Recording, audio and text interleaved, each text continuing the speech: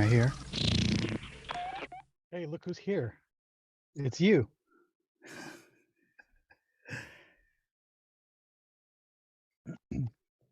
Am I here?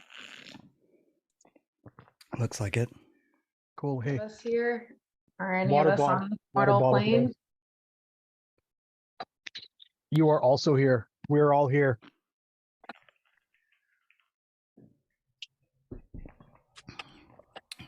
Are you still in Japan, Brandel? Nope, no, I'm back in the Bay Area. Yeah, that's the usual room right there. Yeah. Well, I'm not usually staring at Brandel's background. I often stare at Brandel's shirts though. That's right. Looks like a very Japanese futon shirt. Yes, we didn't manage to pick up anything new in that regard, but it was a nice trip for sort of thinking a lot more about texture and surface and what kind of visual noise you can kind of perpetrate on people. So I'm looking forward to doing more of that. Cool.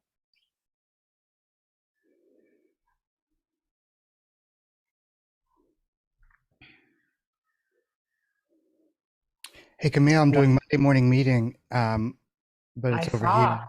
It's probably like 117 miles away from you, the other side of the county. No, I can make it. I have a for this art residency, for this immersion lab residency, I just have like a 10 a.m. Monday meeting every week. So I'm not trying to like be rushing into that meeting after being in Monday morning meeting. Yeah. So sorry, did you say that you are going to make it or you're not? I wouldn't necessarily expect that I'm not like saying like you better be there. I can make it in like 3 weeks, but right now I just have like a Monday morning thing already that I have to be prepared for. Like my new Monday schedule, I wake up at 6 and then I spend 3 hours working from 6:30 to 9:30, and then I have this 10 a.m. meeting. This is the only time I can get work done. Check.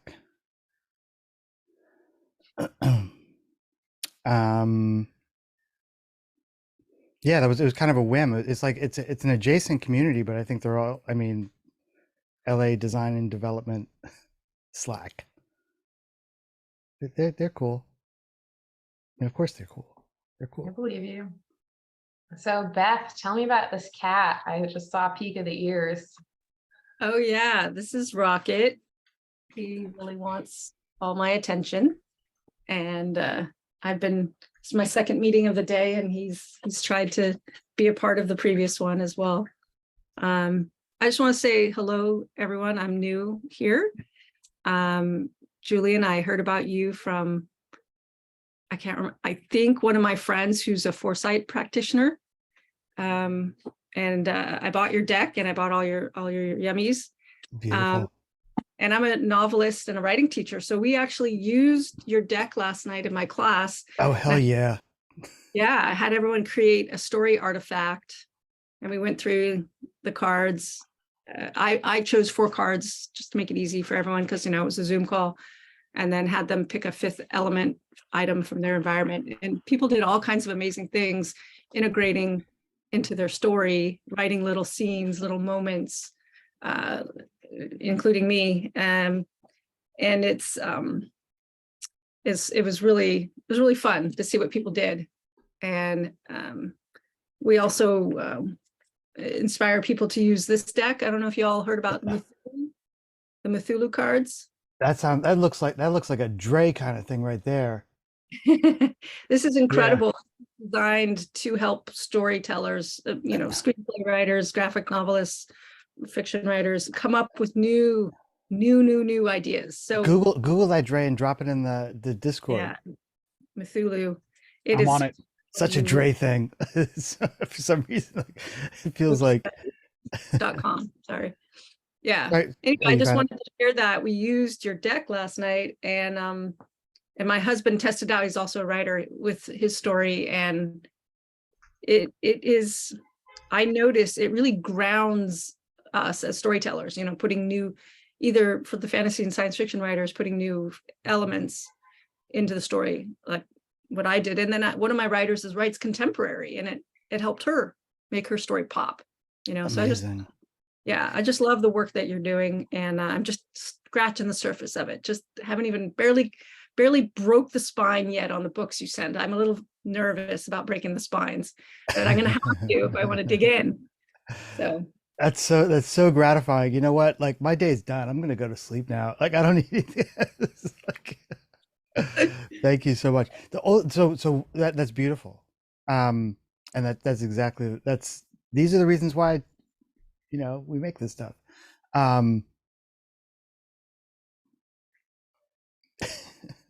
Can you somehow as a could you write something? Could you write that like somewhere?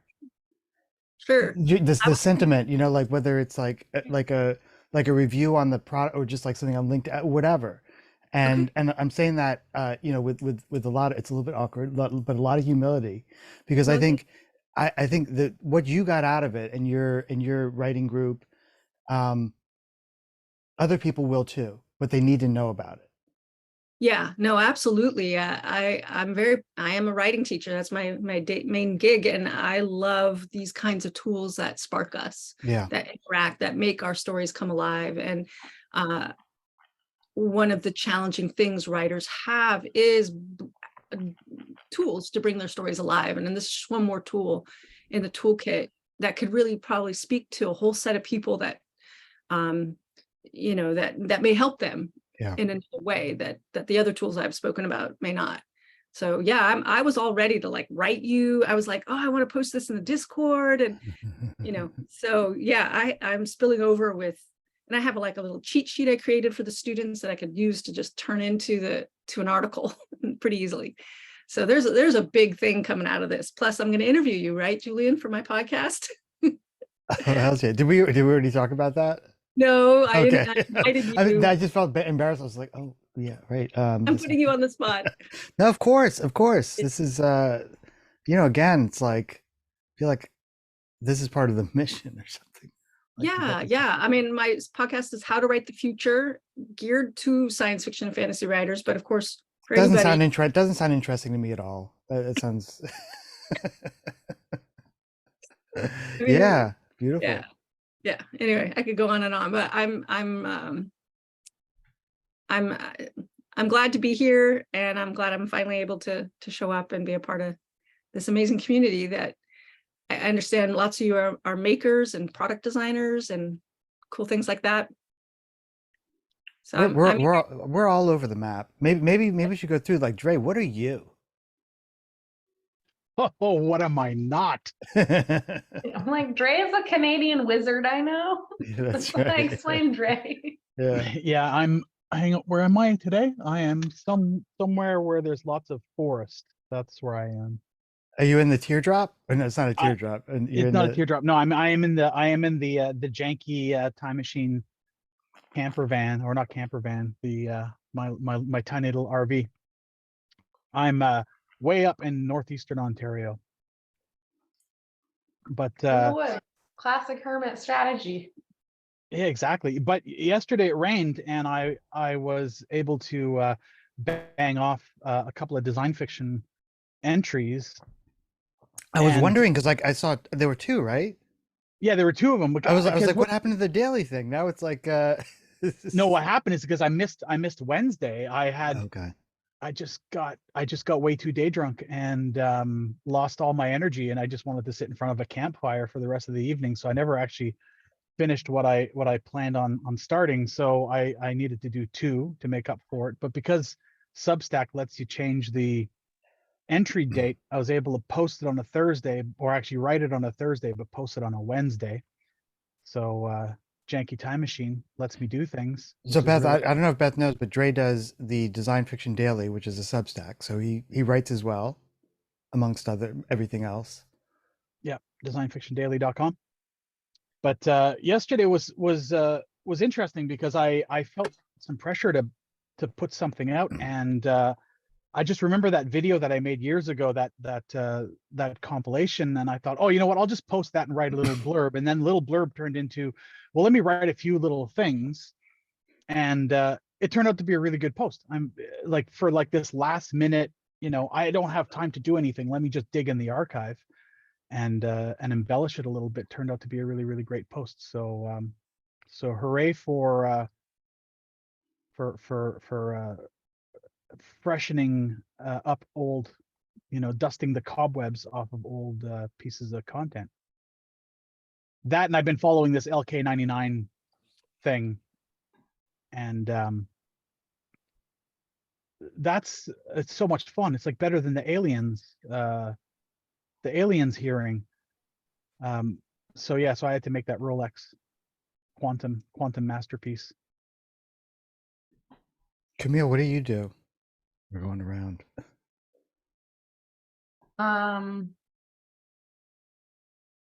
I usually call myself a designer working in mixed reality space, at least right now, but I have kind of a weird background. So I usually just say, hi, you can call me Camille.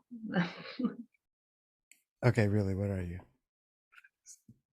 Um, No humility, no confusion. Just what are you? Well, no, I said I'm a designer, right? Studying at Art Center College of Design. Yes, I'm currently a grad student, so I feel like that's a really easy opt-out explanation. Yeah, so my focus is in AI and mixed reality right now, and welcome to the group. Beth, Thomas, your turn. My turn. I'm Thomas. I am also in grad school. I'm at CCA studying design. Before that, I worked in film and television for 6 years, working in production, and now I'm kind of moving into this, I guess, futures design space, kind of like really into this idea of using storytelling and fiction to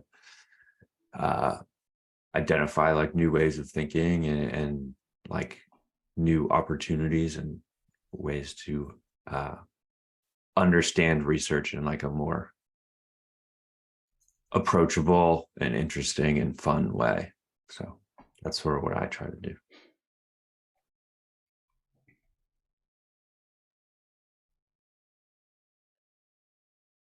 Randall. Sure. My name is Randall, and I work at Apple on Vision Pro and what the web, the internet, things you look at in Chrome and Safari and stuff like that, might become in a spatial, we call it spatial computing, the spatial computing world. So working on prototyping and building the standards and having all of the discussions with lawyers and privacy people and the rest of the internet people, Google, Mozilla, Firefox, people like that, Microsoft, about what they want their, and Meta, and what they want their things to be able to do, and why if we disagree about what's safe and reasonable to do, trying to kind of hammer those things out, but also building a lot of positive and negative examples of what I want to be the sort of the ultimate goal of all of those things and what I want not to happen with them. So I really love design fiction as an engine for being able to imagine both futures you like and futures you don't, and being able to try to tell the difference.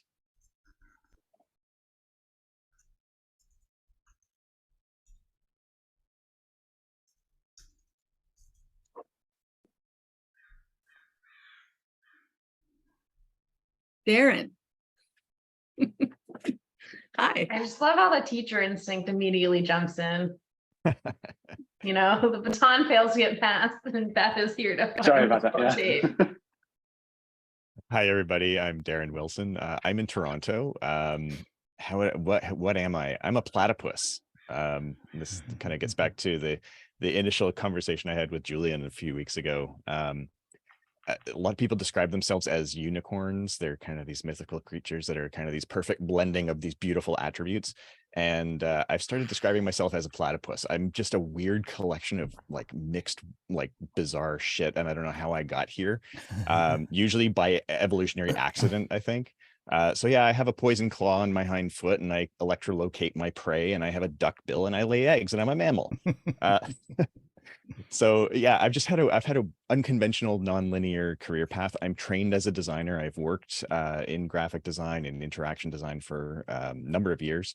Um, Wanted to get out of kind of the selling shit to people who don't want to buy shit territory, and got out of marketing and all that kind of stuff. And I've been teaching for a really long time. So I decided, like, over the last 6 years or so, to dedicate myself more to teaching. So I teach currently at York University in the design program there, and also in the interaction design program at Sheridan College. And I'm also doing my master's right now. I'm studying learning and technology at Royal Roads University in Victoria, BC, Canada, to try to sort of put all these things together and try to create better learning experiences for the future. And yeah, like the pandemic was really kind of interesting because it highlighted how the learning community really didn't seem to have any kind of long-term plan or strategic foresight for what could happen if there is a global pandemic and people all of a sudden have to learn through different modalities. So yeah, I'm kind of looking at all these like interesting ideas and trying to sort of come up with I don't know whether it's going to be a toolkit or some kind of methodology that I can use in a consulting practice, to try to help guide learning administrators and learning leaders to build these long-term strategies for what learning is going to look like in the future. So I'm also like really fascinated with what's going on with new forms of reality and how they can be used for teaching, how we can make meaningful learning experiences for people. So I'm super excited. I've been like into like strategic future stuff and scenarios since like the mid 90s. In fact, this was kind of one of my gateway drugs into sort of scenario-based planning. This is the Wired Scenarios special edition that you can't find anywhere. This was like a whole bunch of scenarios and a little bit about like scenario methodology and stuff. And that kind of got me into reading The Art of the Long View and learning about that process. So, and I'm just talking because that's apparently what a platypus does. Oh, kitty. Oh, so cute. Darren, you gotta pass it to the next person. Ah, That all we're right. doing this. Who hasn't gone? Jed.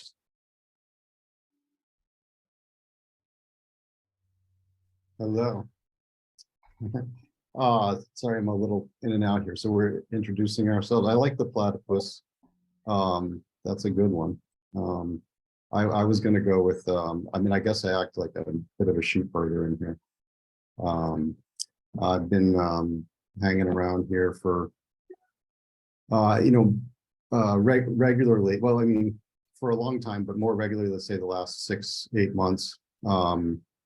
Working on a channel called Android's Dream of Electric Sheep, where we've been building out a book and cards and starting like a world around that. And my background is I studied in fine arts and in a media grad program, which turned into kind of more of a media arts realm for a while. Product development, working mostly independently on things for a number of years. And yeah, and I've been spending a lot of time here lately. The past 4 or 5 years, I got pretty interested. I'm mostly looking at the cutting edge of tech. So crypto and blockchain and the whole NFT craze was a big interest for a while, the last 3 or 4 years. Yeah, that's sort of my story. Jed, can you drop the name of your stuff in the chat? I didn't quite catch all the whole verb, the whole sentence. Yeah, are you in the Discord? Yeah, I'm just. Yeah. So it's one of the hyper collaborative projects that I've been focused on. It's called Android's Dream of Electric. I can put a link to it. It's right there under the NFL projects, near the bottom.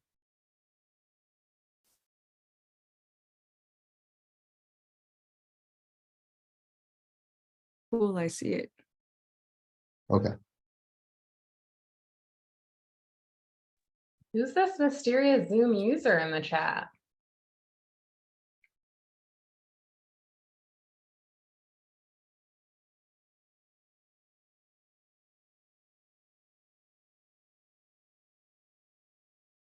No, Somebody who would rather remain mysterious.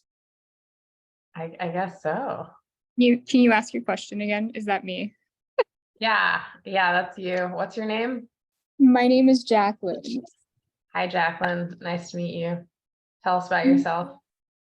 Telling you about myself. Let me turn my camera on. Give you a visual. I jumped in a little late, so I'm going to do this a little ad hoc, but try to mimic everybody else. I'm Jacqueline. I am not technically in. I don't really know how to say if anybody isn't technically in the design space in some form or fashion. My background is in my, I guess, formal training and schooling is in architectural design. My work experience is in technology, not in architecture. And where I am right now is in a space where I'm trying to figure out how to bring the creative impulses that were really firing during architecture school and where my mind began to go there, and how to bring those creative impulses back into where I am now, which is a very rational, black and white minded space. Hell yeah, I love this. This is what we're doing. This is what we're doing. At the end of the day, this is what we're doing. And I have no idea how. It's more I'm guided by the feelings I get when I read about design fiction and when I read about and just feel what I'm reading. And I'm very, there's something exciting here. And that's the feeling that I'm moving forward with and just about everything I do. And I want to take the time to figure it out rather than gloss over it like I think I tend to do in the past. So I'm excited to be here. We're gonna figure this out. This is what we're gonna sort out. Thank This you, is what we are Jacqueline. sorting out, right? Yeah. Well, I wonder, is the rational in opposition to creativity? Because that's something you mentioned, and I don't know that I agree with that. I don't want to agree with that. I think it's a useful I think it's a useful visual metaphor. I think it's helpful. Whether it is or isn't is a you know, that's the kind of discussion you have to not get work done, right? Camille's out here trying not to get work done. Yeah, I've been in grad school too. I know that we can do entire seminars on the relationship between the rational mind and the creative mind, and then at the end feel really good about ourselves because we haven't done a damn thing. We did it, guys. We talked for several hours without resolving anything. I think the difference is that the rational mind uses established ideals versus the creative mind finds new ones. That's good. I like that. Lock. Where, you know, mic drop. As random goes moonwalking off the stage. I always like to use rationality as just the framework, the box of what I've been assigned to do so that I can sort of check off the requirements. And then it's my job as the creative person to color outside of the lines. And I do that a lot. So one of the things that I always used to love saying when I was doing my undergrad was, you didn't say I couldn't. So as long as I met all the requirements in the brief and the rubric and all that kind of stuff, and that's what I'm doing with all the projects I'm working on for grad school now as well, is it's like, okay, what do they need and what do they expect? It's like, okay, check. And now what can I do outside of that that's going to animate it and bring it to life or take it to a new level or do something that they weren't expecting? That's the what's missing question for me. People will suffer inside of a little circle and not be able to ask what's missing to make the system move in a new way. I've been tripping on the way that ideals dislocate us as creatives from the moment, because creative opportunity always lives in the moment, but ideals are perforce abstract and timeless. And so I've noticed more and more people are living in a reactionary set of ideals. and that is not a creative space. And so I think creatives sit in the moment more, whereas ideal, rational mind is living in some abstract, timeless space as well. And so, yeah, that's what I have to say about that. I'm random. I have been random since I was in high school. I was raised in my father was worked in Eames's office and was a designer at a HOK and a president there. So I grew up inside of computers. HOK was one of the only places in the country to have CAD systems. Carnegie Mellon and HOK built the first CAD systems. So I was playing on 25-inch monitors when I was 12, and really didn't think computers or I just grew up inside of architecture where dreams are drawn and plans are made and things become big. And that's sort of like a footprint from how I grew up. And then I've sort of like the platypus model, I think, a little bit, because I do what I think of as stepping stones. People used to ask me how I got where I was, and I would say stepping stones, because I sort of had one foot in technology and one foot in design, and then was working mostly on the question you were talking about, Darren, is how do we mobilize and grow, and what are the questions, and where's the future, right? That's why I love this group. And so education software, I had a grant from Apple, Brandel, back in 1980s. I had like all of the Mac 2s they made. I had the first Mac 2 color machines, and 40 of those I learned to program from that, more or less. I already had a computer degree from U of Michigan. And then the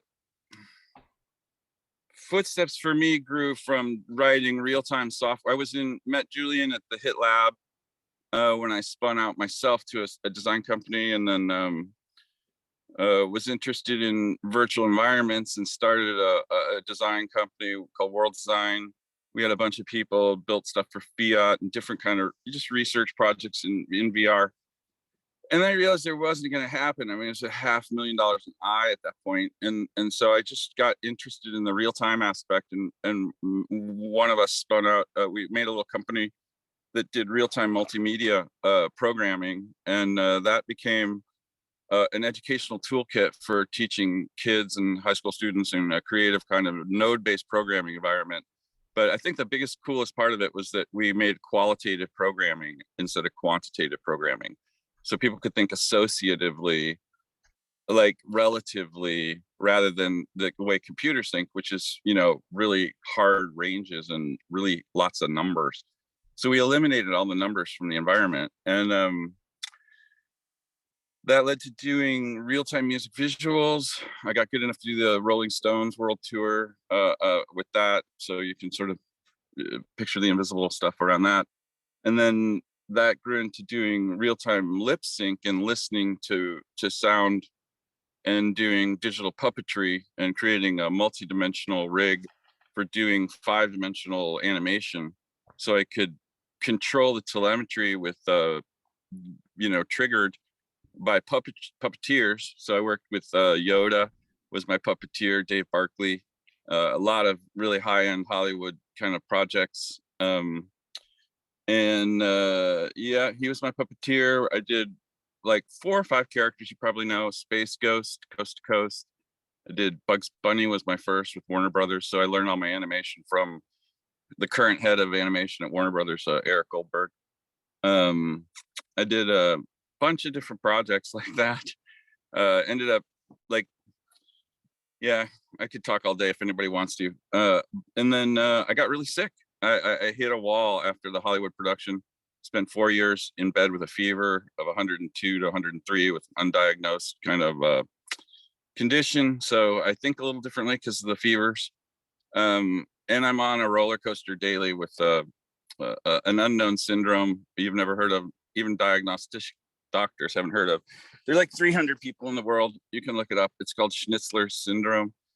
And I basically cope with that. So I'm not able to be as present to the group or as productive. I really wanted to say this over. I love you guys. And I lurk a lot of the conversations. I follow a lot of the links. And I wish I could produce at the level I used to, because you guys are doing God's work. And so I sort of consider myself in life now. I've reconstituted myself. I went through a 2017 at the Eclipse event. I had been down for a long time. So I finally got a diagnosis, which makes me functional again. And ended up at the Eclipse event. And then in the, I'll shorten the story, a 3-week coma. And really lost down to, I'm doing a lot better, but 7 years later, I'm back to this level. And so I've just really been through the grind, especially watching the pandemic happen. And so when I turned my attention, that whole period of time for me was spent watching the dysfunction of the American system and the way the inability for any individual to find traction on the corporate landscape as the whole terrain is going like this. And so my personal intention is global peace by 2025. I've been holding that for a decade now. And I see all this stuff that's changing as proof that it's possible. The hiatus during the pandemic is direct evidence that the whole world can change overnight. So it's just a matter of finding alignment. And why are we canceling energy instead of, like now or like this? And that cancellation is 100% canceling. And it's a capital idea, and it drives evolution, but we're canceling. And as soon as that angle starts to change even a little, we're going to be pushing or pulling the system, and then we're start to row. And that whole dynamic is going to happen really fast. Now, we could row in circles if we're not in sync, and that won't be good. But there's going to be so many shifts, and the only way we're going to ever predict it is through the kind of minds that are here looking forwards. And I think it's going to be totally with you. Totally with you. Yeah. That's why we're here. Yeah, absolutely. And so, we're throwing seeds on the ground. 1 billion seeds won't be enough, but 5 of them might catch when the changes take. That's how I see it. All right, end of story. Thanks, brother. Thank you. Yeah, Brandon, we've known each other for I don't know, and I can even count the years, probably since 92, 3, something like that. Sounds right. Purpose. Yeah. I see your camera popping on Monty. So are we reintroducing ourselves or what? I don't know. I think I just kicked it off because of your wonderful introduction, Beth. I was like, Beth staring at a bunch of squares of people. Why don't we just? Yeah, I want to hear everyone's intro. It's nice to recheck in also as well, right? Yeah, for sure. Mancy, have you done? We haven't heard from you yet. Yep. Hi, everyone. I'm Mansi. I'm on the other side of the world from all of you. Based in Mumbai in India. It's been a while since I've attended one of these. I was pretty regular a while back, but I think it's pretty late in the evening for me. So I tend to kind of slack off on a Friday evening after a certain time, but I figured I'd check in and see what's happening. I've been working on a lot of foresight and future stuff as a consultant. I have a startup, a consultancy called Future Tense Inc. Something I started as a meetup community back in 2016, and in the middle of pandemic converted it into a consulting venture. I've been fortunate to work with some really interesting people.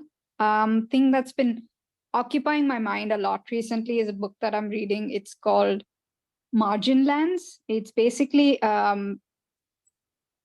written by this nature and conservation writer, illustrator, and photographer named Arti Kumar Rao. It's basically, it's a book that I wish was fiction, but it's actually nonfiction, which makes it a lot worse. But in many ways, it's also very, very eye-opening. It's basically her journey over the last decade through some of the most vulnerable ecosystems in India.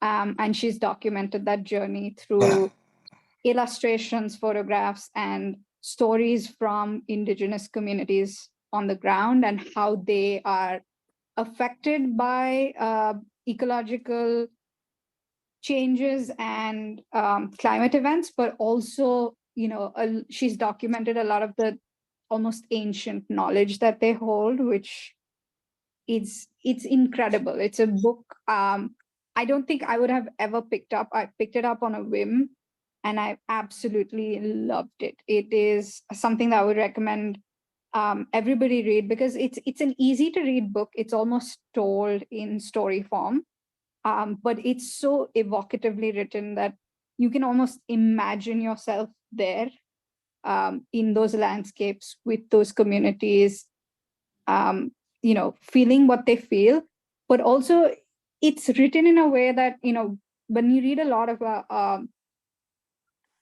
stories or documentation about the impacts of climate change, it usually leaves you feeling rather hopeless. And this book, despite the fact that, it describes a lot of the strife that these communities are going through, it also talks about what's causing it. And so it's a really good way for us as designers, as foresight practitioners, to think about these things as the decisions that we make today. What are the second, the third, the fourth order impacts of these decisions on people who've been in those spaces for far longer than we can imagine. And I think that that's something that's been occupying my mind a lot recently. But it's really nice to see a lot of you again after a while. I'm scared to look at that book. I'm writing about it now in the chat. I did a document for a Yukon tribe up in Galena, Alaska, that had abandoned the military base abandoned themselves when the Russian front decayed, and they were trying to clean up their territory. This is in America. Okay, this would be a super fun cleanup site if it had the population. Instead, it just had a small indigenous population that was left behind. And so I was working with their tribe council to document that and get them up so that they could get a funding to clean it up. And the walkthrough of the dump is the most horrific scene on earth I have ever fucking been in. It was unbelievable. All flavors of abandoned hardware, military waste, cars, planes, shit in piles for half a mile. A trench they had dug out, and green puddles of rotten bear. I mean, it looked worse than any video game, along with all the tribal waste. So skeletons of deer, and it was just unfucking real. The imagining that's, I think, stuff that's just horrific but real. I leaves me speechless. I think one of the things that I appreciated about this book is it's not written, like a lot of reporting and writing around climate change, especially as it relates to communities, is almost written like tragedy porn, right? Like it really kind of pushes on just the tragic aspects of it. But what I really like about this book is it also really lovingly describes the landscapes and the things that still exist, the things that haven't died out but are dying out. It documents a lot of old stories, ancient wisdom that a lot of these communities, which I think would be pretty much lost if somebody like this didn't go to these spaces and actually put it in a book. Absolutely lost. Yeah. And she's the book, because she's also an illustrator, the book is also sort of littered with really beautiful charcoal illustrations that sort of capture some of the story as well. I would, yeah, I would definitely highly recommend the book. It's an easy What I read as well. It's not very Can you put the difficult link? to read in that sense. Put Yeah, the link in the I'll chat. put it.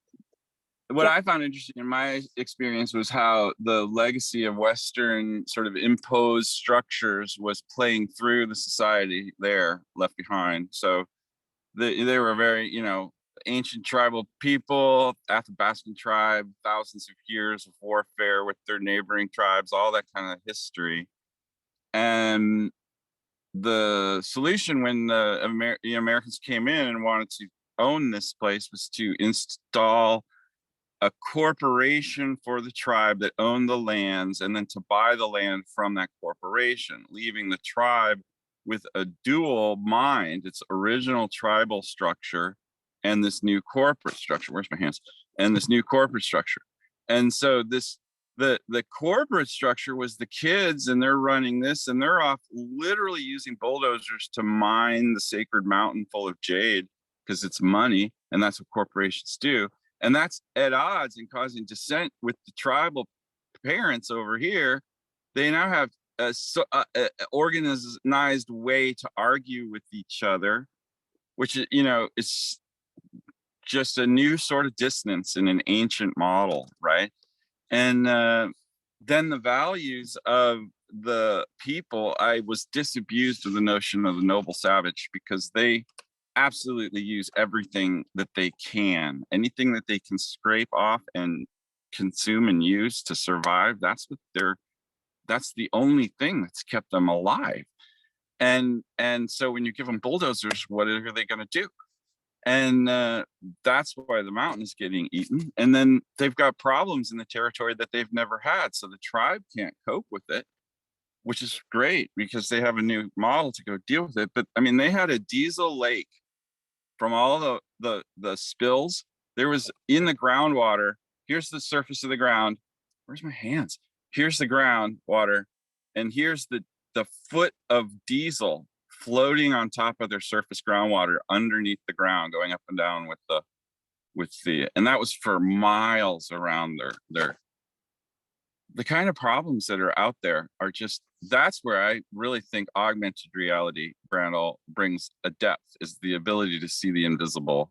And the more of that can be a magical effect and, KML layers or something on the world, and being able to augment my landscape. That's it's all landscape, right?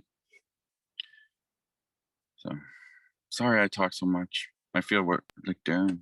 Yeah, we can have a. You do. This is our thing. You always just go on and on and on. I feel so bad. I never get to talk anymore. Which is beautiful, and also there's so many beautiful things happen in just empty space, as you know. I think I probably learned that from you. Well, that's right. I mean, I've said this before. There's a thing where you said, I remember this was like, again, whatever, 25 years ago, maybe probably more, where you said like, you said something, I really want to work on my listening skills. And I remember just being like, oh my God, that's something that you can work on. Like it's still in my head. I remember I'm still working on it too. You're still working on it. So we're going to work on this together. And just even having just the space of the pause where nothing is said by anyone for minutes is beautiful. It's happened here. Yeah. It's beautiful.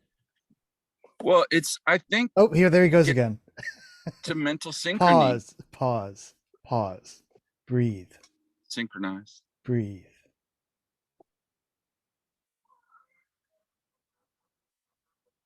Wow, do you hear that? That's the sound of like synapses just like folding and reconnecting.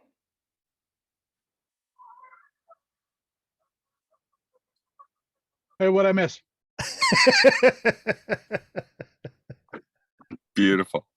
Hey, I like the pauses in your podcast, Julian.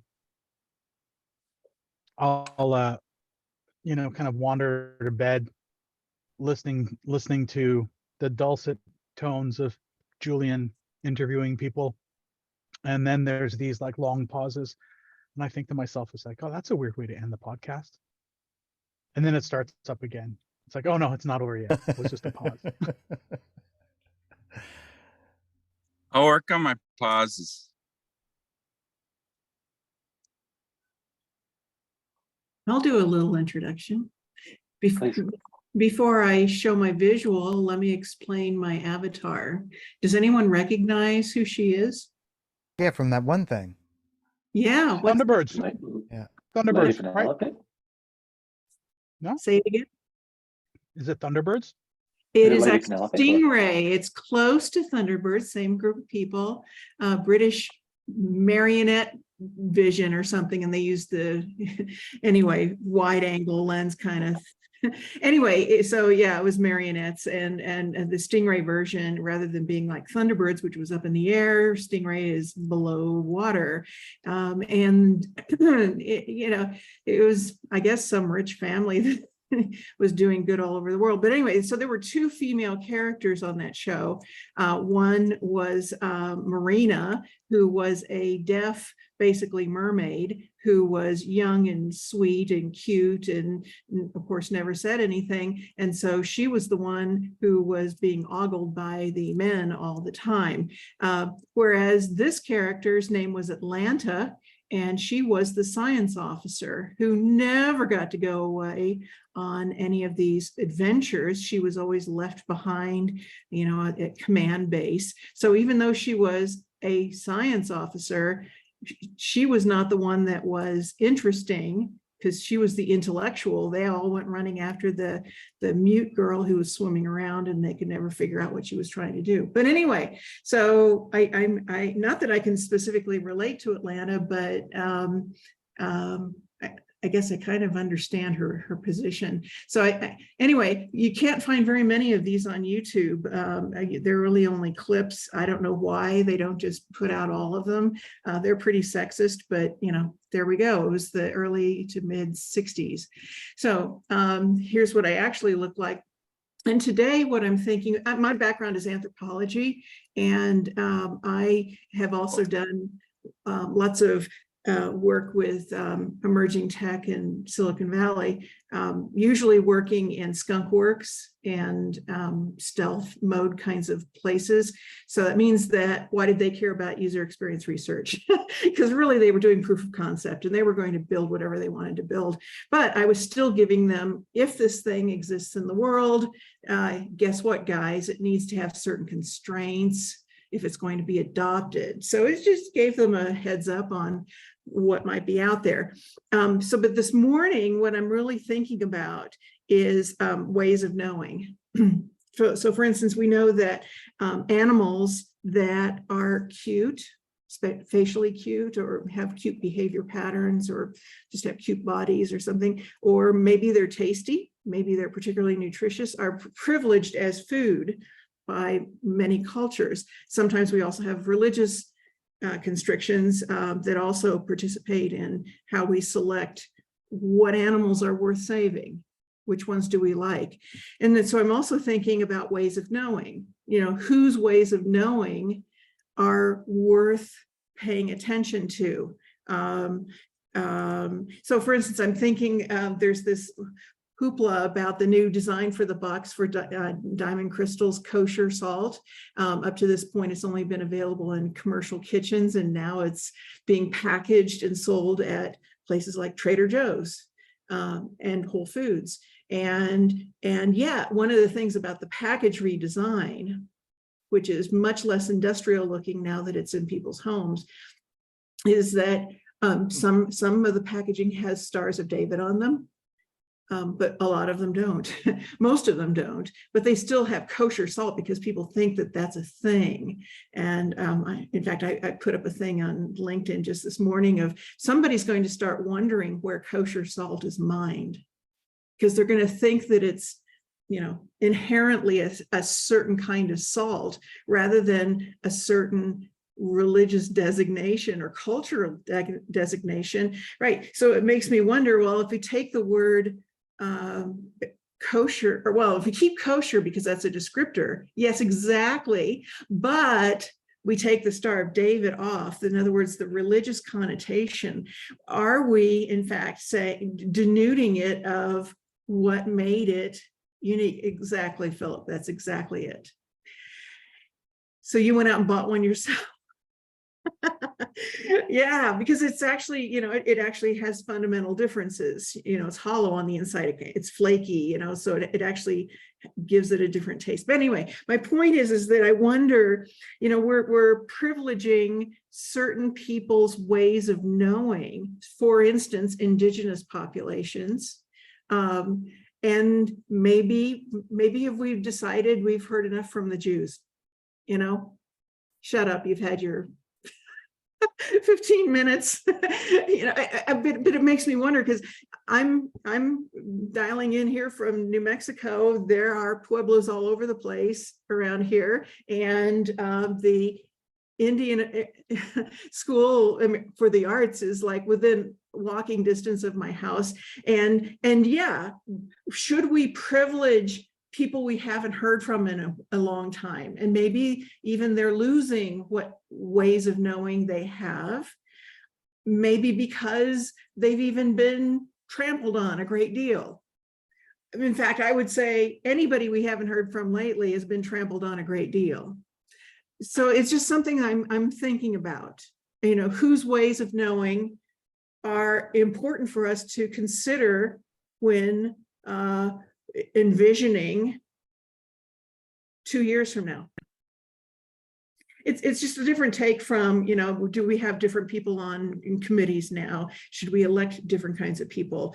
Should we, all that stuff. Just to be aware that, are we telling some people to sit down because we don't value what they might tell us? And that's my talk for today. That's really interesting. It's something, so I was in Japan last week, and one of the things that was really striking about Japan is how not only like public transport friendly it is, but also how car unfriendly it is. And that's so diametrically different to what North America is built like. And one of the things that you're talking about, indigenous voices and people who have been silenced for a while, is that that also has the consequence of meaning that there is a systematic incompatibility often between ways of knowing and ways of reasoning and ways of being within a space that render it simply more frictional to have integration with those places. There is just not, it just ends up more difficult and more inconvenient and harder to reconcile those things if they haven't been sort of haven't co-evolved and co-developed.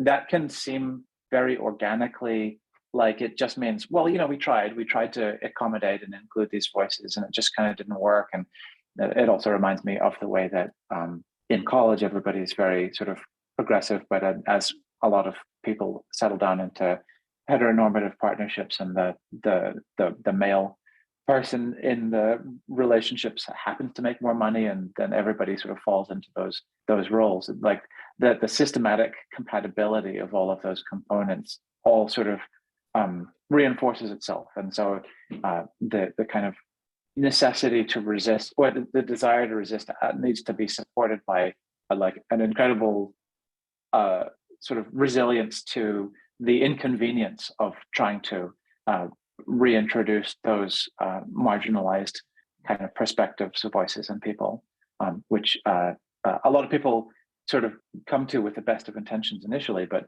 sort of fail to recognize that inconvenience is true, and you still have to do it. That makes me think of our relationship to friction in and of itself. And even terming it as an inconvenience, is that something that can be shifted, or does it have to remain an inconvenience? I don't know. And how much is too much in terms of friction? Where does that lay on a scale of balance? Some things need friction, like deleting your entire hard drive. I think it's also a question of, this definition of experts, right? We tend to equate experts as people who are well learned in certain modern fields of science or medicine, architecture, things like that. But there is so much knowledge that has not been documented, but that lies within these communities. But because it is not documented in the modern form, there's this belief that modern knowledge is superior in many ways. And as Brandel was talking about it, it struck me that even the book that I mentioned, there's this whole part of the book that is set in the desert in Rajasthan, and the author talks about the desert communities and just how they are able to tell just intuitively, because they walk the land so much, what the slope of the land is, where the water will be found, and things like that. And the government, when they thought of, how do we make desert communities flourish, they actually tried to pipe water into the ecosystem from other parts of the country. And that failed quite terribly, because you can't do that. A desert ecosystem works in a certain way, and the communities are adapted to living in that way. So if you try to sort of modernize them, and I put that in quotes, it doesn't work, because they understand very intuitively something that they may not be able to explain to an expert or a bureaucrat in the government, but their knowledge in many ways is superior. So how do we, that actually got me thinking about, when we portray ourselves as futurists or foresight practitioners or designers, are we really though? I mean, are we excluding very vast amounts of knowledge that we should actually be including in our work, and people that we should be including in the development of the geographies that we live in? I mean, it's a little bit of a setup of a question, because of course we are, because you can't possibly include all knowledge. I guess it's a question of what knowledge might you also include without overly stressing yourself out that you're not including things that you maybe want to or should include. So I think it's as much a sensitivity to the fact that that all of our ways of knowing and all of our knowledge, even if you have a large group of people, is going to be incomplete, and that and accepting that your values or sensibilities or sense of purpose is true and clear, and you're not excluding for the purposes of excluding, but you're accepting that you can't include everything, and then get on with the work. This gets to the tension between the moment and its actual needs or circumstance and the ideal, which hopefully the validated expert is bringing to the situation. So we're always searching around for the expert that has the information on our current circumstances when we're the one that's standing there knowledgeable and aware of it. And that's this kind of creative versus what Darren and I was talking about.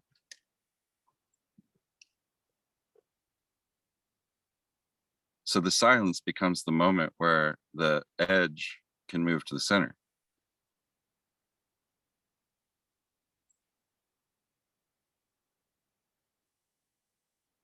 Say more about that? Well, if you've got a diverse ring, a diverse well of creatures in an ecosystem, for example, and then there's some radical change, that diverse well serves as the resource to come in with its expertise and exploit the change. So in an environmental ecological sense, it's one-to-one and direct. There's no argument, so to speak. The fitness occurs because the change is there, and there's a resource in the diverse edge that can grow into the change. Do you see what I'm saying? And see, I think there's a categorical error. First off, let me straighten this out. One of the projects I got to do really early in the 1980s was work with George Johnson, who's the fellow who wrote the biology textbook that everybody learns from. He wrote Biology, the textbook, and I translated it to hypertext for him before there was a web, we wrote one in HyperCard, and that was the exhibit kind of infrastructure. So I learned a lot of my biology, like hands-on at the St. Louis Zoo, working with the animals to bring them into this exhibit. And so I can speak fairly strongly. I believe I understand these things pretty well. The diversity survey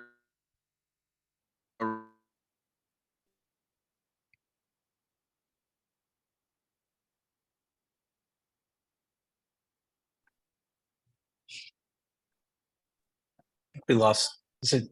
I lost audio. Is anybody else? Yeah. We've lost you. Really, I'm sorry. Right when you got to the good point that you were about to make, like it just went out. The diversity, can you hear me now? Good. Okay. Yeah. Okay. So sorry. So the diversity of the system serves as a well in times of change. As the environment changes, the resources at the edge all try to come into that place and essentially die if they fail. But the successful ones populate that space. And so it's a direct correspondence functional system. In our circumstance with experts in changing times, there's no such fitness function that kills the experts as they try to run to center with their best answer. Their best answer, it's like memology 101. It propagates if it makes sense. And it propagates if it fits into the next cycle of autopoiesis. And we rewrite ourselves into the next moment. And so we're all seeking the best model instead of being with the moment where the fitness, we are the expert, we are the ones.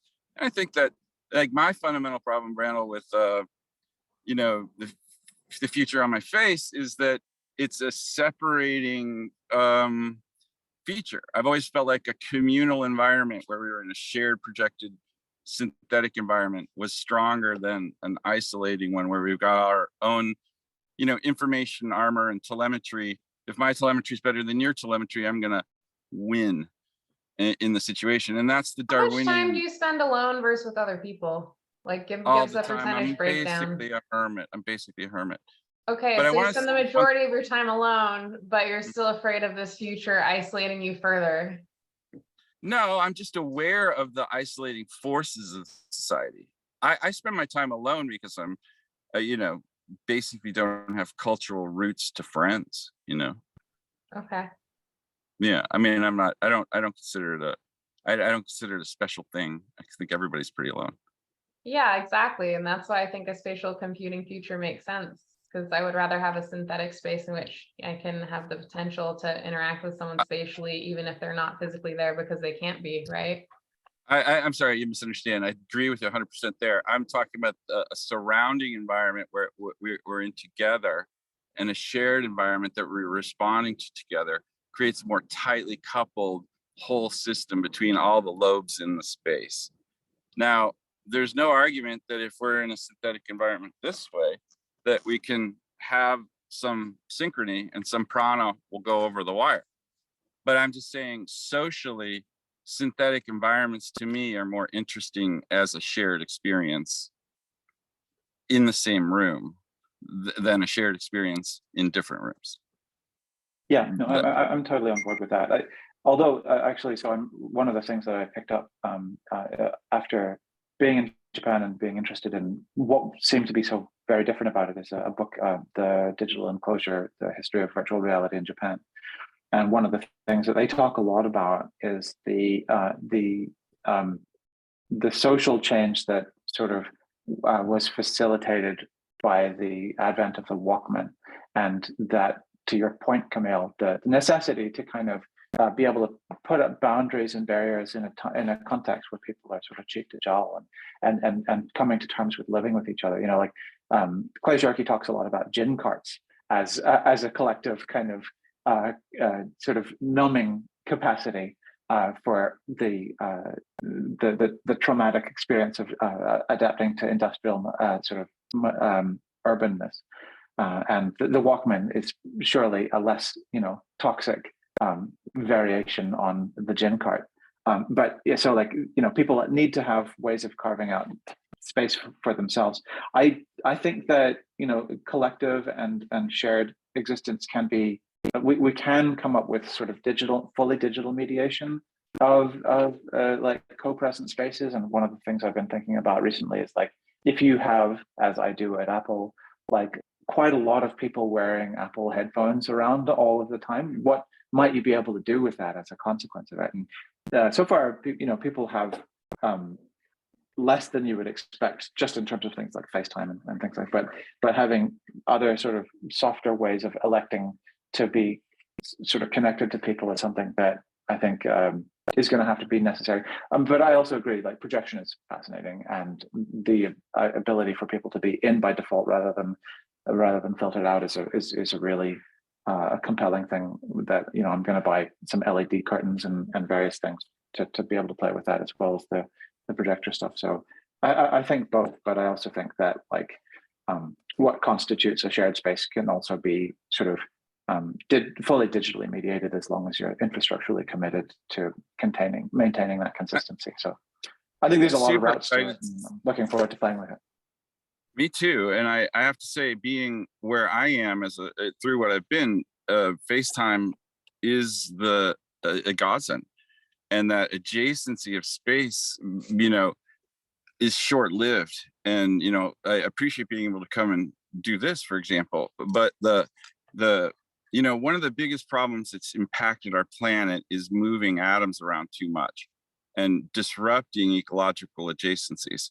And so I think the future really does need that, because we have a big system and we shouldn't be moving stuff around so much.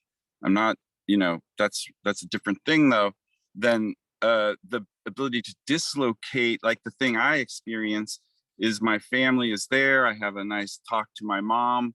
And then when we hang up, I worry about her being in her room where I'm not there anymore. She doesn't really have me there. I don't really have my sister here. I'm going through stuff. I connect with her for a few minutes and then I shut down that connection. That adjacency is no longer there for her. She's not really in the same place.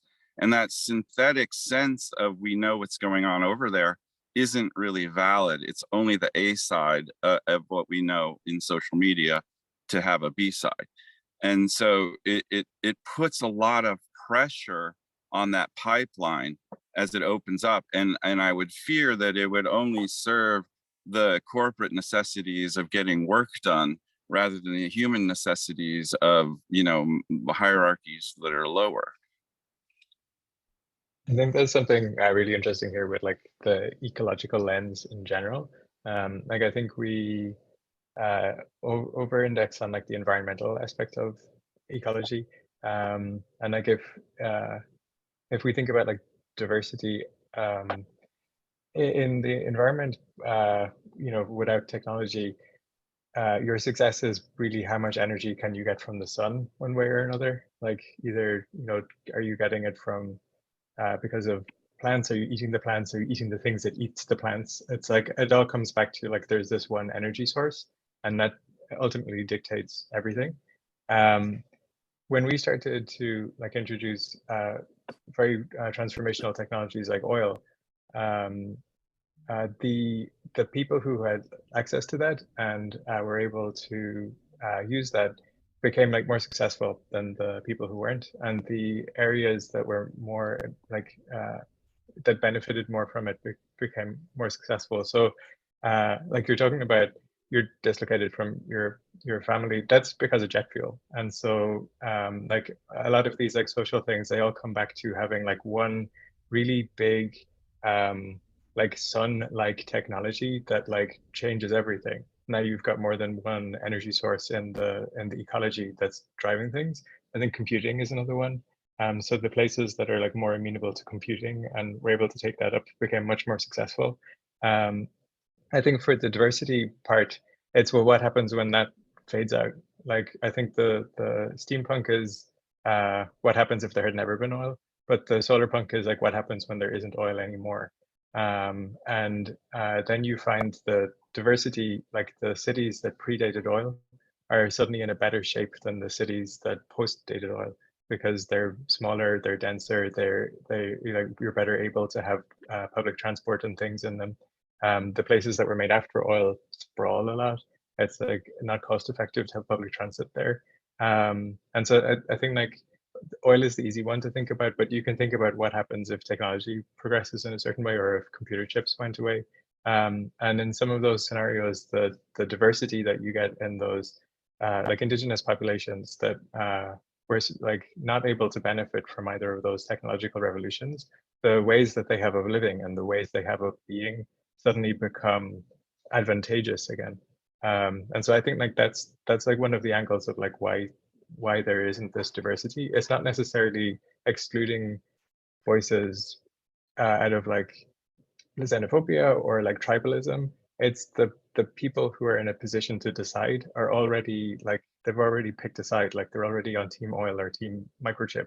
And if you're not helping them get further ahead in team oil or team microchip, you're just not relevant, because there's this big thing that we're chasing. And you kind of have to shift that or have something new or make it go away before those people are going to go, oh shit, and then look around and try to figure out like, what did this other person have to tell me? But like right now, I don't care because I'm just following the thing.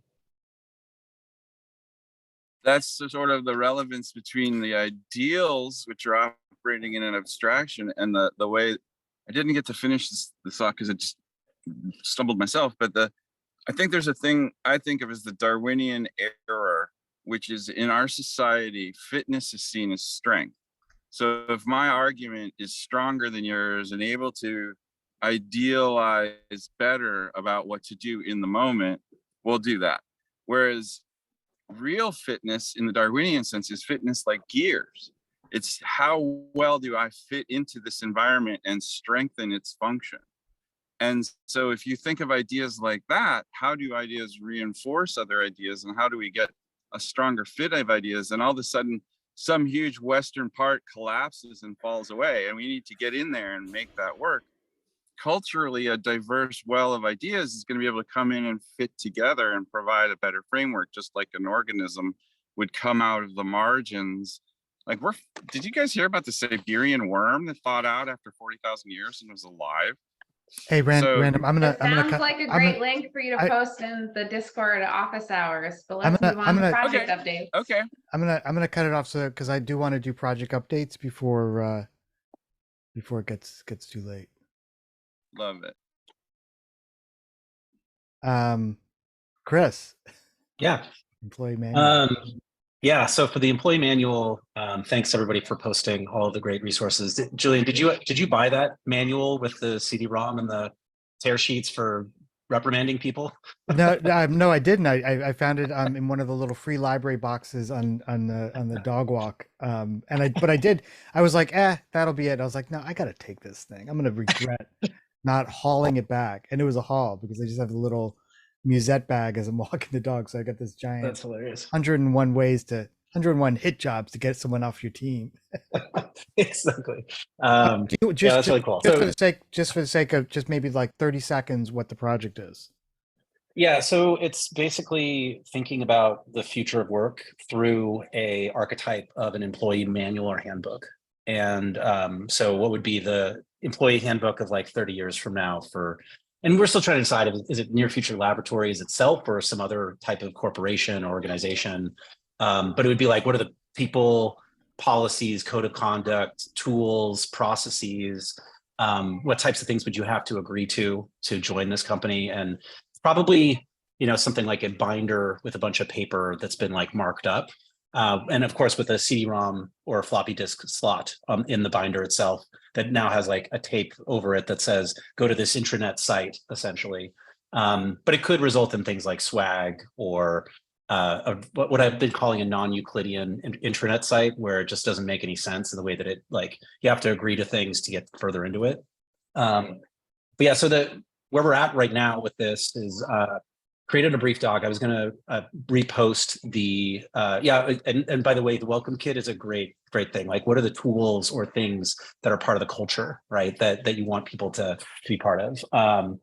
And so I've created a brief which has a bunch of different themes. But I think the main theme that I'm kind of starting to center on is this idea of like, how replaceable are we as individuals in work? And what does it mean for me to be kind of fungible, I guess, as one way to talk about it. And And so I think there's something there because almost every organization is trying to make you replaceable in some ways. And so anyways, that's just, I think, like a theme that I'm thinking about is this like balance between having an organization means that everything's replaceable. And that could be like gig work, that could be how you end up doing performance management, like all those things to make people kind of fit in the box that they're supposed to fit in, versus all of our like individualized experiences or embodied experiences of being in a role. We feel like we're ourselves and special, and the ergodosity, all that type of stuff, I think is this balance that I've been thinking about a lot. So there's a brief with a bunch of those themes. I've started to do an audit of different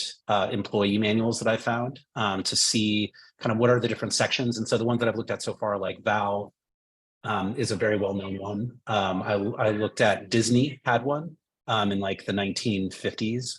There's a couple others that are in there, but I also ordered the Schwa employee like a guide. So that should be arriving like sometime this next week in physical form. But if there's other manuals that people come across that they think are interesting, either as satire or as real, like I think I probably should go like find Enron's employee guide or something like that, just because that's usually what people think of when they think of like that stuff. So I guess what I'm starting to look for is Julian and I, we're going to talk about doing a general seminar to collect some ideas around this. I wanted to run a couple design kit kind of artifact generation sessions. And then I wanted to run something called Microscope, which is a role-playing game that basically creates timelines, and then you role-play individual events. And I think that that would create this like culture and lore for the organization in some ways. But I'm open to like other help too. We're just getting this project kicked off. So that's kind of where we're at right now. But I think the general seminar, Julian, we're going to talk on Monday about that, I think, right? And a few other things. So, but I'd love to hear if other people have either ideas or things that they think would be helpful to kick off this project, but that's my plan so far. Yeah, employee perks. Yeah, actually benefits and perks are really interesting. There's like a lot of discussion inside of large companies that are changing things. And inside a lot of these companies, it's like, well, we're losing benefits. And they're like, no, these are not benefits. These are perks. That's different. And so there's like a lot of weird hand wringing around this type of stuff today too. So I'll check out that link though. Well, it's a shifting of language, right? Because that's how policy changes. The meaning of words shifts over time, and you can kind of trace that lineage very specifically. Totally. I wrote an AI pencil sharpener called K9000 that's for teaching people how to learn to use positive reinforcement in their environment. I work with Thad Lachinsky, who's the killer whale trainer at SeaWorld, to develop an exhibit. So I learned that you don't say no to killer whales. And I think we shouldn't say no to people. And so you could use K9000 you could ask it for some perks. And it would probably deal with this question. I'll put the link in the channel. Yeah, I would love to check that out. And I think there's been three pieces that I've written that is like I'm calling like organizational design fiction. And so from using the work kit plus this other pensions kit by the Ready, which is an organizational consulting group, trying to combine those to then solve problems. Like one of them was that there's too many meetings.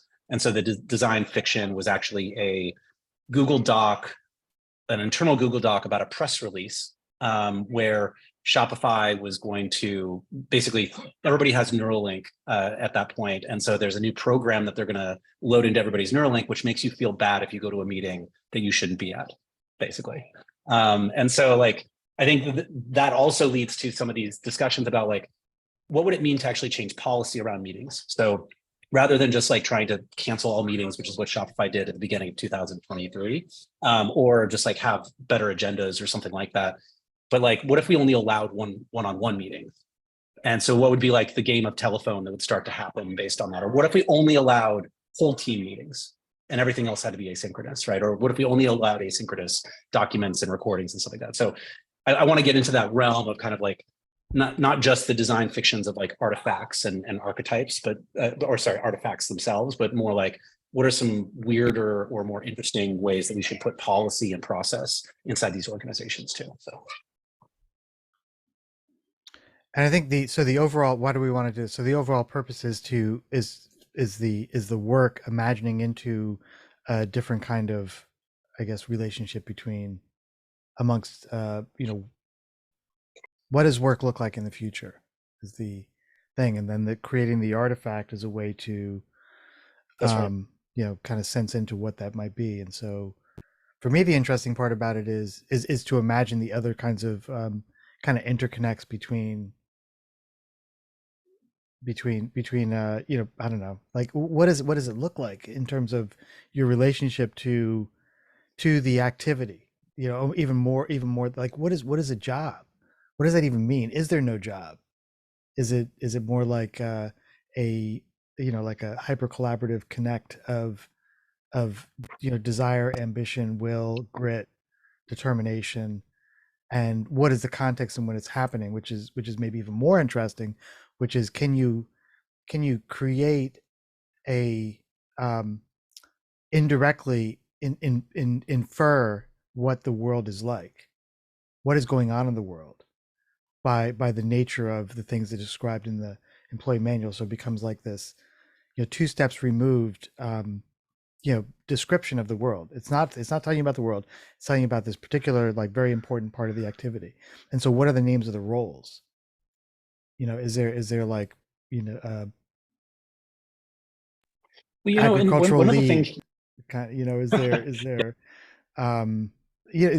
so I don't know what they are, but that's what I want to figure out. And I don't want to assume that it's a more efficient collection of economic units contributing to it shouldn't, I guess the one imposition I would say is, like, it shouldn't look like today, only with better perks. It shouldn't look like today, only people are artificially happier about working to make someone else, stakeholders, more wealthy. It should do the work of helping us sense into, like, the hardest fucking thing is I can't even do it now, is what does that look like? How do you describe it? And that's where people sort of stop and they kind of give up and they shrug, or it'll be a vague thesis about what the nature of work might be. That might be like, I don't, I just don't get it. And so if we can get to the pragmatic, to the actual things of, like, describing that, even to the point of, like, how do you get there? What modes of transport are available, or are you going anywhere? Are you doing these extensive 4-month shifts? And so what's that about, and why are you doing that? Well, it's because, I don't know, there's WPA style work to revitalize some aspect of what used to be society. I literally don't know, but I think going through it and doing the workshops and kind of thinking through it and translating those the hopes and desires that maybe collectively we have for a revitalized kind of world. We're doing the work of saying, like, not just like it's going to be a bright and sunny future. We're doing the work of, and also it's going to include this. And there's only coffee in August. Like, are there ways that you imply that? Because it's like, look, we're not gonna air freight beans from Honduras so you can have your fresh coffee every morning. that's why I liked in Walk Away, Cory Doctorow wrote that there was, like, effectively, it wasn't coffee anymore, but it was like some modified version of crack that was like coffee now. And so that piece of, like, world building there was very interesting to me, because it was just like normal. So yeah, what's normal in this world is very interesting to me. And I mean, one other way we talked about this, I think last time, was reversing it, and it's like, it's not necessarily just the manual for the organization, but what does everybody's, like, individual manual look like? Like, how do we now align everybody's manuals in some way? And is there something that does that or not? Right. And so yeah, I think that exploration is really interesting. Well, so to that end, working inside what was previously a super top secret and now out in the open project, and a company that is known for being sort of buttoned up with its communications, does not always reflect that internally, and does not by any means reflect that consistently across places. So for things like for the battery pack for Vision Pro, the training consists of, like, a checkbox saying, I promise I read the PDF. And so, like, so like there are wildly divergent things even inside a company, depending on the formalism and the politics of that thing inside itself, and across different disciplines, and who's had sort of bright ideas and or budget to kind of invest in things like what the expected buy-in of people is, and how many people should be moving in and out of things.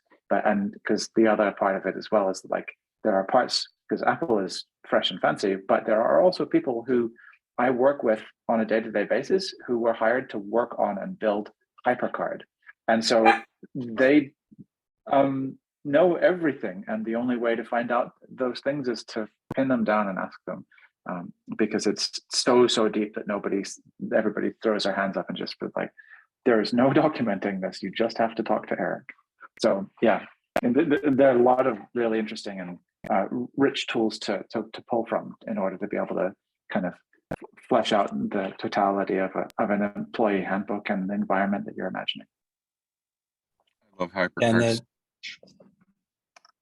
yeah, and like another thing that I think is interesting is this idea of like what does Conway's law to the extreme mean?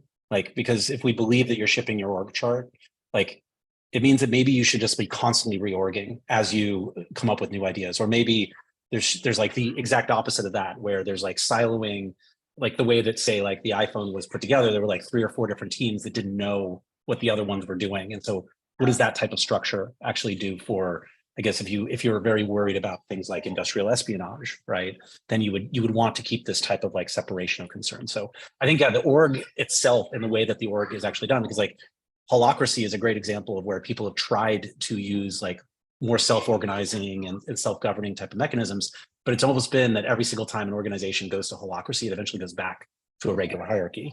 And so I wonder why that is, and what maybe at what point are we getting the employee manual, and what happened right before this, right? Because I think one of the things that I've really liked is this idea of like marking up documents as a way to do a design fiction. So like in that Google Doc, that's the press release about something. It's actually, there's 3 or 4 comments from like a PR person that's asking about like, is this really true? And what are the externalities and stuff like that. So I think like the employee manual being marked up by someone that's used it and then handed it off to someone else, I think is like another thing to talk about, the idea of like organizations in transformation constantly. So I think there's something interesting about that too. So yeah. But yeah, please join the Discord channel if you're interested in following up on this. And then I will try to probably either next week or the week after, I want to get like a more casual session and kind of set up for some ideation. And then, yeah, we'll get the general seminar set up for some time whenever it's appropriate. So we'll do those things. I'd love everybody's thoughts, and thank you. Which channel? It's called Employee Manual, and it's under the like NFL projects. Yeah, so I can post that in the channel. It's like a book and then Employee Manual. And I'll repost the drive that I started to start to collect stuff. And feel free to just like comment or add things to the 2 docs if you're interested in doing it. But yeah, that's my update for Employee Manual. Hey Chris, should I send you this thing? I would love to have it if you're willing to send. I'll pay for the postage if you're willing to send it to me. I think I'd love to have it. Okay. I'm gonna have to go dig through some of these like free book bins, because there's got to be like tons of these like, you know, employee performance management for dummies type of things out there. Totally. So I would, just let me know how to send you for the postage, and I'll send you my address. Okay. Yeah. Maybe DM me your address. Okay. Cool. Yeah. Cool. And the CD, the CD in the back, it hasn't even been opened. No one took out the CD. They're probably like, "What the heck is this?" Exactly. That's awesome. And the whole thing, I like the spiral binding. The spiral binding is beautiful. 101. You know, it's like, wow, whoa, so many. It's kind of vibe. It's like the employee manual on the front says, "There's one weird trick to be successful here." In this organization, right? Yeah. It's something you'll never guess, and type of like clickbaity things, totally. Yeah. And the fact that it's like you know, it's almost like 101 ways to like kill your neighbor. You know, it's like wow, something's it just feels like a little bit of a disconnect between the vibe of it. It's not like 101 ways to revitalize your community garden. It's like 101 ways to essentially like officially and technically and covering your ass to reprimand and ultimately get rid of that annoying employee. It's nuts. And the fact that it Yeah, was you in know, one of these and maybe beautiful that's little community, free library things that people will put up on the street, take one, give one kind of thing. I didn't put anything in so there. someone in the Actually, no, I community did. was like, there's got I to put be a someone else sticker. out there. I put a Okay. sticker in there. There's someone else out there that needs to be able to fire people more easily. So I'm going to share this with the rest of the community. So, Yeah. but maybe there should be different parts of this too for different people in different parts of the power structure of the organization, because I think that's the cover your ass like component of that book that you have. Like, I think is very interesting from like what is the legality that's required around this stuff. I mean, it looked like it just from the pages I was flipping through. It looked like essentially it was very definitely cover your ass kind of thing. It was well, I mean, I was bringing a lot to it when I'm thinking about it, but it was. I could be totally wrong, but it felt like the thing that I'm imagining it felt like it was more like,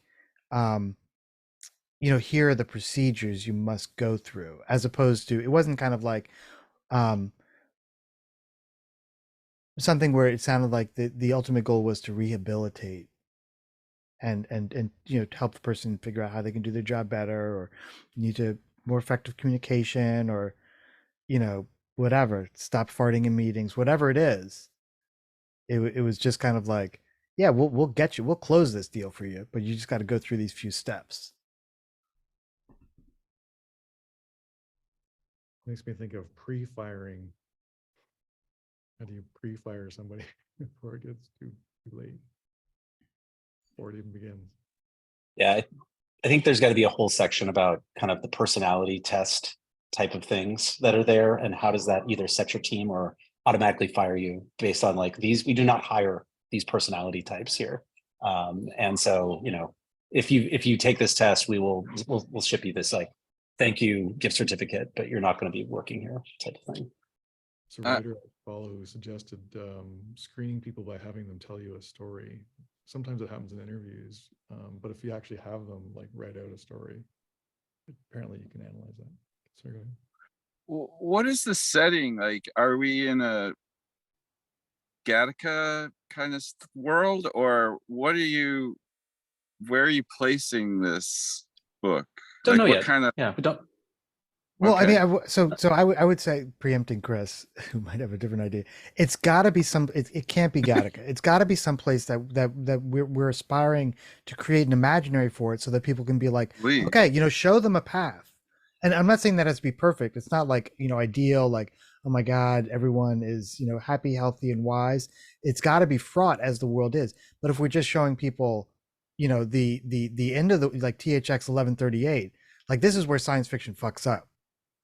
It just shows us these worlds that the question is like, okay, so how much longer do we have, as opposed to, all right, well, this feels like there's some rough edges to it.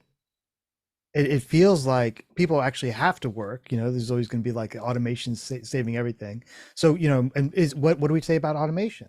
Are certain things allowed and not allowed? Are certain things like we thought that was going to be a great way to manage this particular process? It turns out actually, that it isn't. But in this area, it's really, like, all those things need to be represented in there, so that you have a sense of like, okay, I feel a little bit better about the future. It's not the one that I saw. It's neither the one I saw in the storybook, and it's not the one that whatever Ridley Scott did. It's not misery. It's the thing that feels like, okay, that feels now like something we can get to, and now I've eliminated all my expectations that I don't have to work. I can sleep until 11, or that unless I'm this kind of particular person, I'll survive, and if I'm not, then I won't survive. And we're not talking about anything like stocking up on 7.62 millimeter ammunition and tins of mackerel, because the end of the world is coming. What is it going to be? And that's the hard work. I can't even imagine what that is, but I'm willing to imagine harder. See how I did that, Trey? We'll have lots of sayings in the book for sure. And Imagine Harder will probably be one of them at some point. Everybody has to That's say right. that. Yeah, like at the bottom of the checklist. Last thing you need to do is imagine harder. Oh, yay. It's time to imagine. Yay. Everyone outside. It's the exercise. Imagine where your cheese is. Remember the whole where's my cheese? Yeah, where's my Imagine cheese? new cheese someplace. Yeah, that's great. Like the mix up of like corporate sayings that are just turned a little odd because of the evolution of them over time, I think would be like a very interesting. But Dre's brought this up earlier with like something where he used to work, like they had a lot of sayings. And there's actually, when I worked for a design consultancy, we had like 6, well, it was called philosophy with an IE, of course. And then we had like 6 philosopher's stones that everybody was supposed to memorize. And so like, you know, there's things like that I think the cultural, like I put that as in that list of the brief of like cult or culture, right? Like that's the thing I think is like another interesting aspect of this. So yeah. Yeah, that's right. The sci-fi mistake. The warning signs are taking as goalposts, or like the warnings. You know, like the warnings are. It's almost like, you know, shaming people in a way, and that never gets you anywhere, does it? Like, look at this world we're gonna get. Shame on you for not fixing it, but I'll take my $1 billion at the box. I think there's a lack of imagination for the audience's part, and the Hollywood doesn't have any moral imperative to imagine a better future. And I guess what we're saying is like that there's they just should, no- because you know, I don't that's another you know particular way of, you know, kind of being like, yeah, man, those guys I just you know, fuck them, like they're just screwed, they're not helping at all. But I would rather be like, hey, you can help us. And I think that they should have a moral imperative, which isn't to say that their moral imperative should be like, let's not make money. But I genuinely believe Scarcity sells. I think there's money to be made if you create something that's meaningful to people that they can sense into, and it doesn't have to be like the same old tropes. I think, you know, We're in a state now. Scarcity sells. the WGA and the DGA and like all the writers, they're not coming up with good stories. They're coming up with shit that sells, but I think they can do both. And I think if they I'm saying work that like harder, the aftermath of the pandemic seems to be still a state of inflation and driving consumerism by creating subtle sense of panic in the organism. So scarcity sells, and then Hollywood can do, you know, tacit product placements in the background of that, and you know, yay for consumers. We you know, it's, I mean, we could go all night long on how Barbie and the Barbenheimer combo is just such a great pairing for that concept. The cataclysm of consumerism. I do have some answers. I've been really meditating on, you know, what does that place look like? What's the day in the life? And so I do have some things to share with Julian and Chris on the thing I've gotten to be about 300 pages, and probably about 600. But there's a day in the life section in it, which maybe you'll enjoy seeing. It's easy enough to read. So I'll share that with you guys. I'm trying to set up a place to do that plausibly. Yeah. I'd love to check it out. Thanks. Love to share.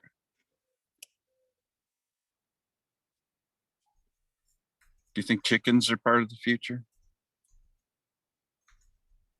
Well, definitely some type of protein. I think we're not going to get to Mars unless we bring Earth with us. And you could argue that cows need to be in space more than humans, because we're not going to go anywhere. I mean, lab grown meat might serve us, but you get the point. Like the biome and bacteria aspect of it.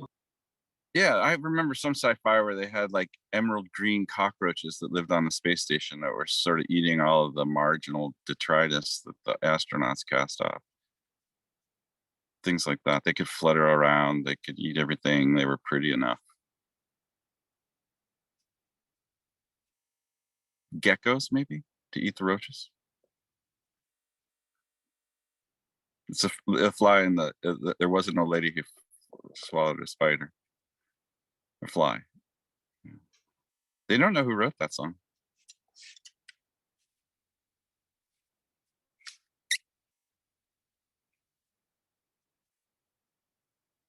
I don't disagree with you. I think you're going to have to bring Earth with us, like to get to Mars. Yeah. I was thinking about moving to Martian, but I mean, who knew that human excrement would be so important to our own survival? Autopoiesis 101.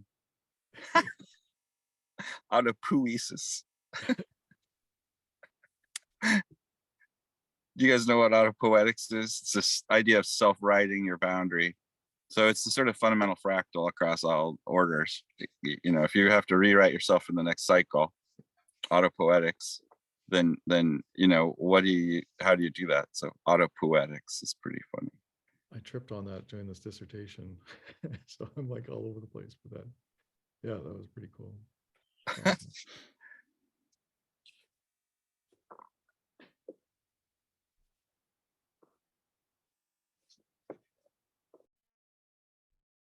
Does anybody else who's next for the update?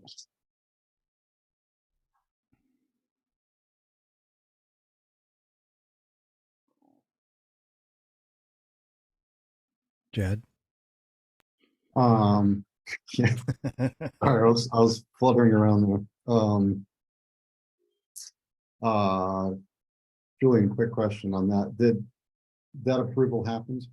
Did I do that wrong? I guess you sent a mail and you said approved. I don't know if he needs me to sign something. Yeah. Okay. We'll see if he says something. Yeah, we've been going through a final approval for the box set of the sheet cards. And I guess also what happened is the logistics of getting the cards from the manufacturer to the 3PL, to the distribution center. I guess has been like kind of the business of what's been happening. If I had no idea what this project was, I'd be like, I'd press stop on the podcast and. All right, I'm looking at two of you that know what's going on, and maybe Random does too a bit. Sorry. This is the Android Stream update.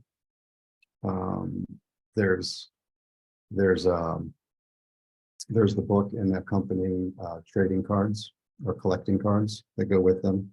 And so we're kind of at the tail end of the manufacturing process and getting it ready to be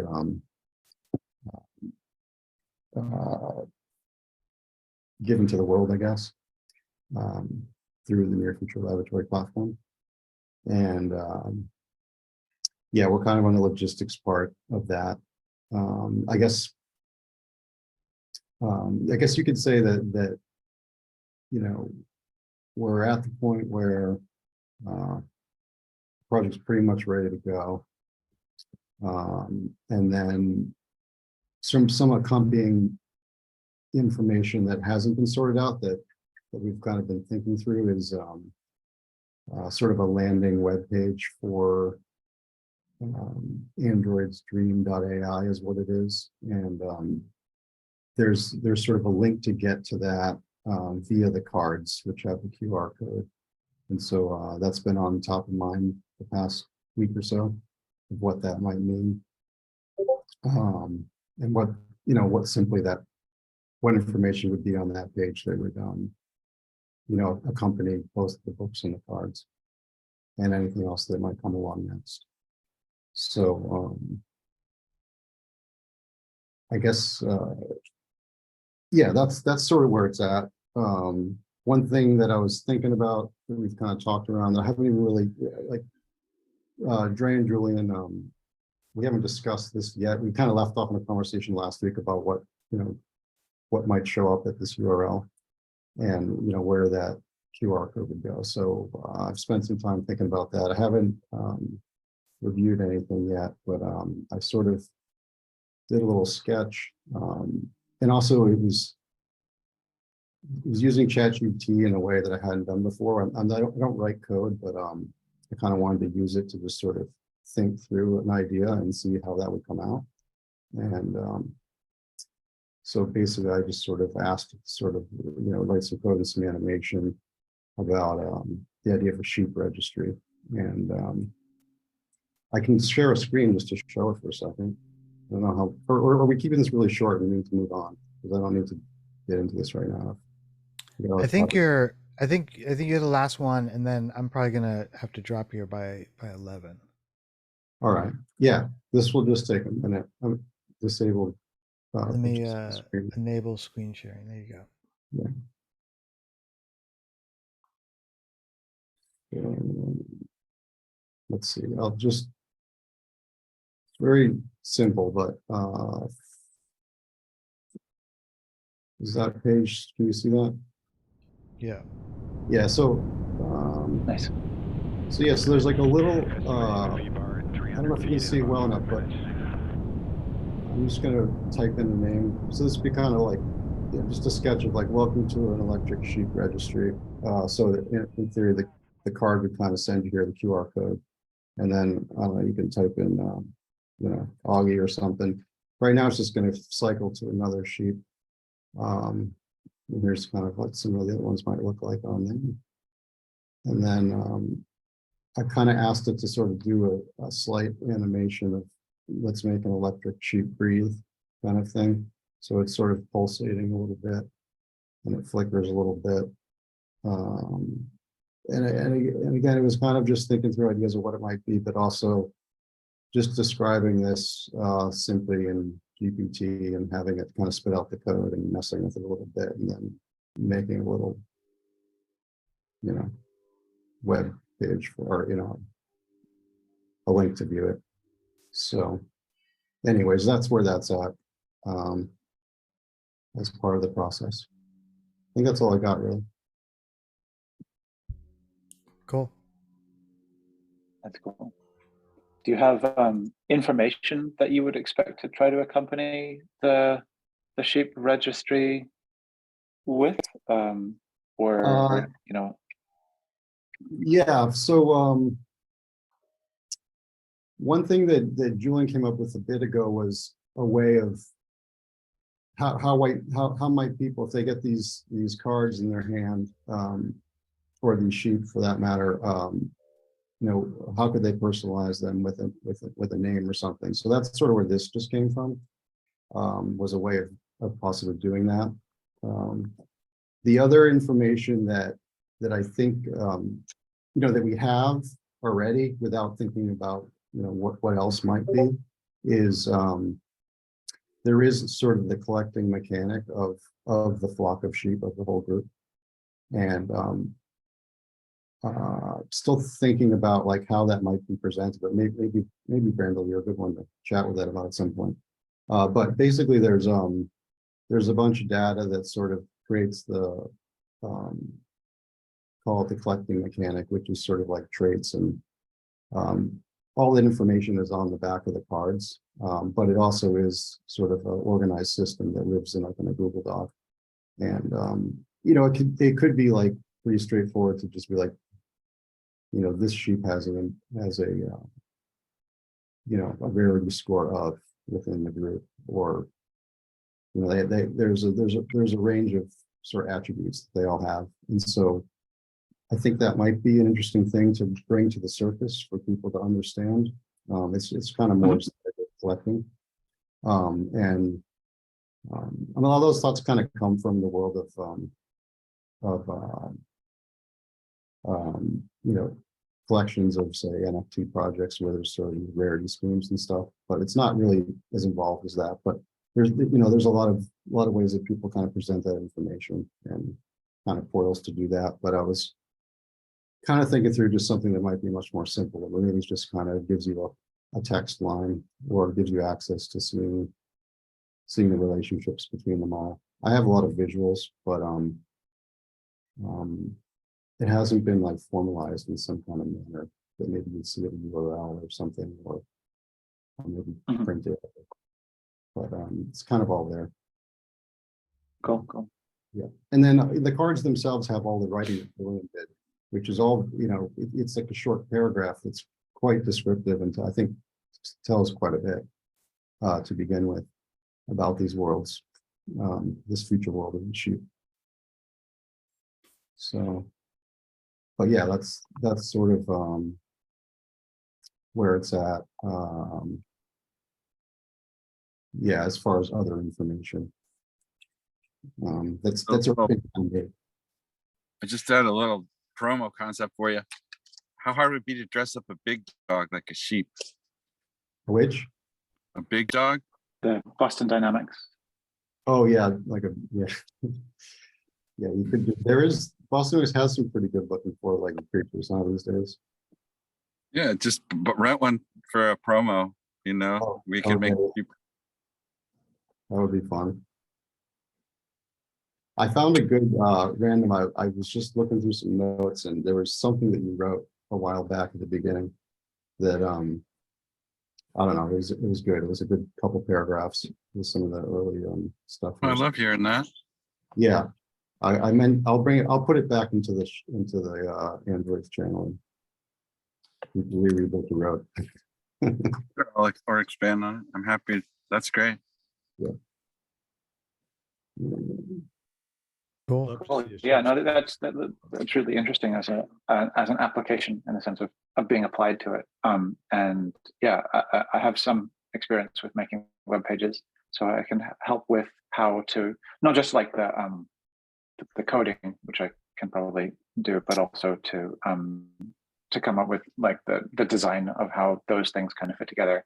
And something that I would be really, really interested in your ideas about and maybe desires for is if there's a virtual reality representation of all of that stuff in terms of what you might want to do with cards and spaces and other things like that, because I think it's going to get big, hopefully, if I play my cards right in the next year or so. So anything you want to do with that, I'd love to help.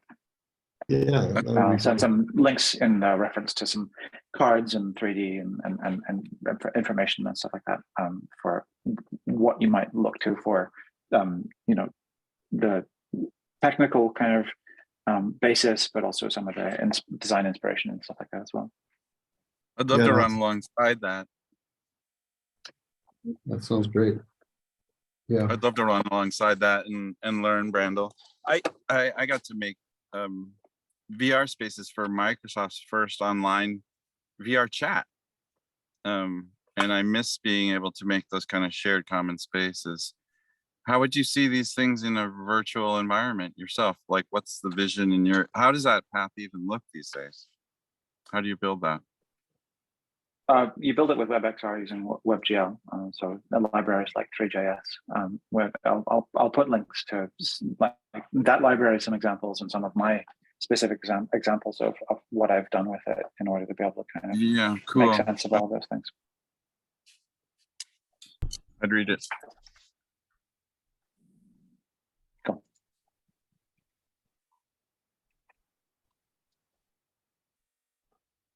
Love to see those Boston Dynamics dogs like have a sheep's outfit on it. Might give them I know. about because they look so freakish without a head even, but this might give them an idea of ways to make them less scary. I don't know. Yeah. I saw one without the head that had what's that that equipment? Geez, I'm forgetting the name of it. Basically, it scans the landscape to just give you like elevations or like you see the guys out in the street doing it for construction. Surveying in general, Yes, or is it specific technology? There's a collaboration between like a surveying robot and Boston Dynamics where they put the two together. Kind of gives it like a head in a way. Yeah. That's neat. There's a variety of heads for it, mostly hand. But yeah, their industrial survey kind of components that they can put on the new set is pretty impressive for the different sensor packages that they can wear.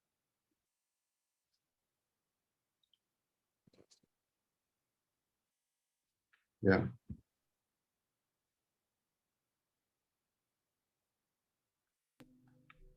I gotta go, gang. Yeah, me too.